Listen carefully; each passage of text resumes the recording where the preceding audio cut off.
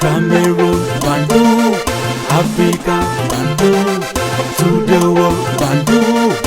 Salut les amis et bienvenue sur votre plateforme. Ici, c'est votre humble serviteur.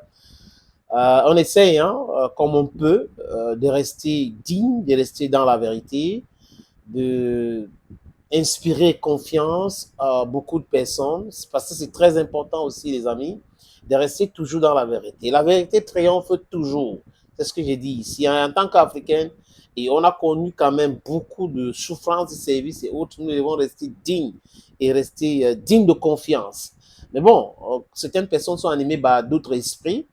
Nous ne devrons pas entrer là-dedans. Nous devons être dignes et droits dans nos bottes pour pouvoir faire construire quelque chose de solide, l'avenir, notre avenir et l'avenir de nos enfants. Les amis, je veux parler de la candidature de Samuel Eto'o. Vous savez, certes, j'ai fait partie de ceux qui pensaient qu'Eto'o voulait aller à la présidence de la Confédération africaine de football.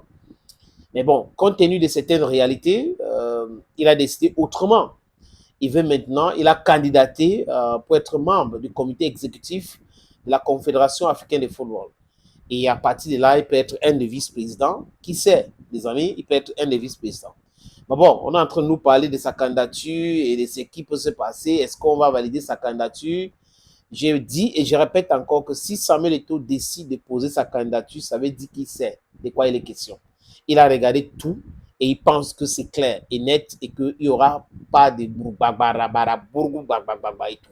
Dans le racontage du genre, il aurait vu le président de la Fédération congolaise de football, il aurait vu le président de la Fédération centrafricaine de football pour les dire de faire ci, pour les dire de faire ça, comme si le président de la Fédération congolaise, donc Congo-Brazza, le football n'a pas toute sa tête, les amis, comme s'il n'a pas toute sa tête. Mais c'est un gars brillant, c'est quelqu'un de très excellent. Donc, il ne peut pas être manipulé. Manipulé par Samuel Eto'o par rapport à quoi? Le président de la Fédération centrafricaine de football ne peut pas être manipulé par Eto'o. Il est manipulé par Eto'o par rapport à quoi? Donc, quand les gens manquent d'arguments, ils mettent les choses, ils commencent à raconter de boba, il a essayé de faire ci, il a essayé de faire ça et tout. En vérité, Samuel Eto'o a le soutien de beaucoup de présidents des fédérations africaines. Mais bon, il y a la réalité et il y a la fiction. Maintenant, lui, s'il pense que c'est en entrant dans le COMEX de la Confédération africaine de football et avant de passer à une autre vitesse, c'est à lui de décider. Peut-être que Samuel Eto'o s'est dit, ok, non, c'est bien pour lui de rester toujours président de la Fédération camerounaise de football pour essayer d'implémenter tout ce qu'il a commencé, fait bien ses projets avant de passer à une autre vitesse. Maintenant, il faut qu'il soit aussi très près de la Confédération africaine de football pour manager des choses et pourquoi pas pouvoir déclarer d'ici 4 ans sa candidature à l'élection de la tête de cette institution. C'est à lui de voir. Mais quand je regarde les nominations au niveau de la Fédération camerounaise de football qui ont eu lieu hier, avec Blaise Dunan qui devient le conseiller spécial avec rang de secrétaire général, je comprends très bien que le travail de Blaise Dunan est un travail très important. Il a fait un travail très important et Samuel Eto'o veut aussi être entouré de Blaise Dunan pour pouvoir avancer dans sa quête de devenir membre du COMEX.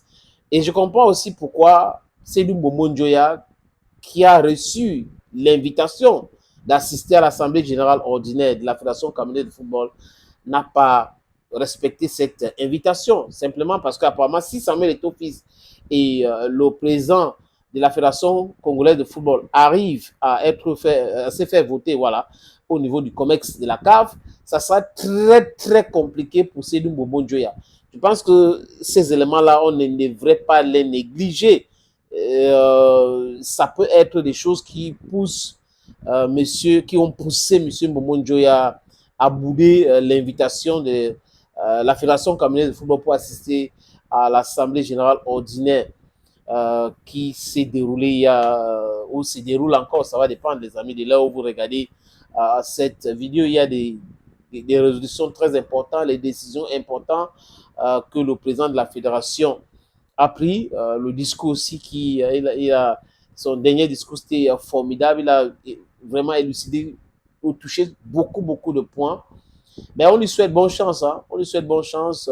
C'est le vote. S'il est élu, il sera donc membre du comité exécutif de la Confédération africaine de football et certainement, pourquoi pas, devenir un des vice-présidents de la Confédération africaine de football. Et là, s'il est vice-président, la suite, nous tous le connaissons, non? Nous le connaissons. Nous connaissons très bien la suite, les amis.